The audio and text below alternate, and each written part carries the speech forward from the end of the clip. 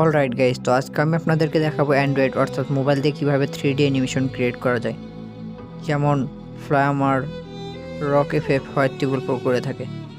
পুরো কম্পিউটারে 3D animation create করে থাকে, কিন্তু আজকে আমি আপনাদেরকে এই ভিডিওতে দেখিয়ে দিব যে কীভাবে আপনারা মোবাইল অর্থাৎ অ্যান্ড্রয়েড দিয়ে 3D অ্যানিমেশন ক্রিয়েট করবেন, তাও আবার ওদের মতোই।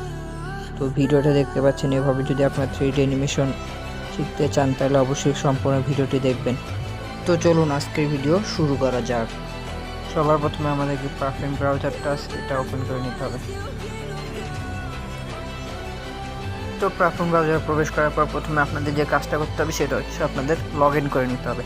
তো আপনারা গুগল অথবা ফেসবুক দিয়ে লগ ইন করে নেবেন। তারপর লগ ইন করার পর আপনারা এখানে সার্চ লিস্টে আসার পরে এখানে টাইপ করবেন www.mixamo.com।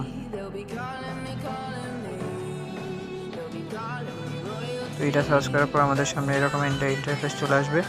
এখানে আমাদেরকে যেটা করতে হবে 3 ডট মেনুতে ক্লিক করে রিকোয়েস্ট ডেস্কটপ সাইট করে নিতে হবে। তো এখানে আমরা রিকোয়েস্ট ডেস্কটপ সাইটটা করে নিলাম। তো ডেস্কটপ মোড করার পর আমাদের সামনে এরকম একটা ইন্টারফেস চলে আসবে। তো এখানে দেখতে পাচ্ছেন মানে আপলোড ক্যারেক্টার নামে একটা অপশন আছে। তো আমার ক্যারেক্টারটা আপলোড করা আছে, কিন্তু আমি আপনাদেরকে তারপরে আপলোড করে দেখা দিচ্ছি। এখানে আপনারা ক্লিক করে দেবেন।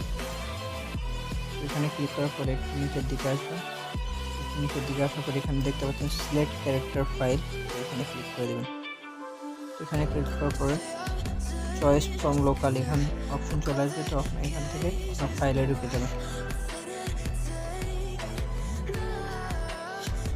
তো ফাইলে প্রবেশ করার পর আপনারা যে কোনো একটা ক্যারেক্টার সিলেক্ট করে নেবেন। তো ক্যারেক্টারটা সিলেক্ট করার জন্য একটা কাজ করতে হবে, সেটা হচ্ছে আপনাদেরকে প্রথমে ফাইলটা এক্সট্রাক্ট করতে হবে। তো এক্সট্রাক্ট ফাইলটা করে নেবেন, তারপর আপনারা এখান থেকে যে কোনো একটা ক্যারেক্টার সিলেক্ট করে নেবেন।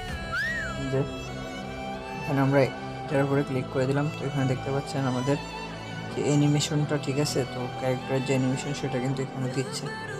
আপনারা যদি চান তো আপনাদের মন মতো অ্যানিমেশন দিতে পারেন, তাই আপনারা সার্চ করে নিতে পারেন। তো এখানে আমরা দেখতে পাচ্ছেন বসার অ্যানিমেশন ইউজ করবো।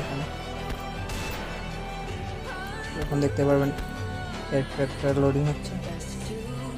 এখানে দেখতে পাচ্ছেন যে অ্যানিমেশনটা একটু ল্যাগ করতেছে, কারণ মোবাইল একটু ল্যাগ করে, এটা পিসির জন্য, কিন্তু সেভ করার পর সব ঠিকঠাক হবে। এখানে দেখতে পাচ্ছেন আনলিমিটেড, কিন্তু এখানে অ্যানিমেশন কিন্তু আছে যেগুলো আপনারা ইউজ করতে পারবেন। তো দেখতে পাচ্ছেন কীভাবে অ্যানিমেশনটা ইউজ করতে হয়। তো এখান থেকে আপনাদেরকে যেটা করতে হবে সিম্পল এখান থেকে সেভ করে নিতে হবে। তো এখান থেকে আপনারা সেভ কীভাবে করবেন সেটা আপনাদেরকে দেখা যাচ্ছে। তো রাইট দিকে আসার পরে এখানে দেখতে পাচ্ছেন ডাউনলোড অপশন আছে।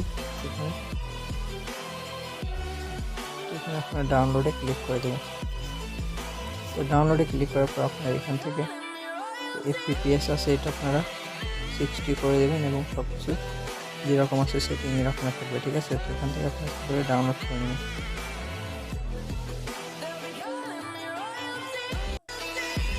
তো এই ভিডিওটি হচ্ছে 3D অ্যানিমেশন ক্রিয়েটের ফার্স্ট পার্ট। তো সেকেন্ড পার্টে আমি আপনাদেরকে দেখাই দেবো যে কীভাবে আপনারা 3D অ্যানিমেশনে ব্যাকগ্রাউন্ড অ্যাড করবেন।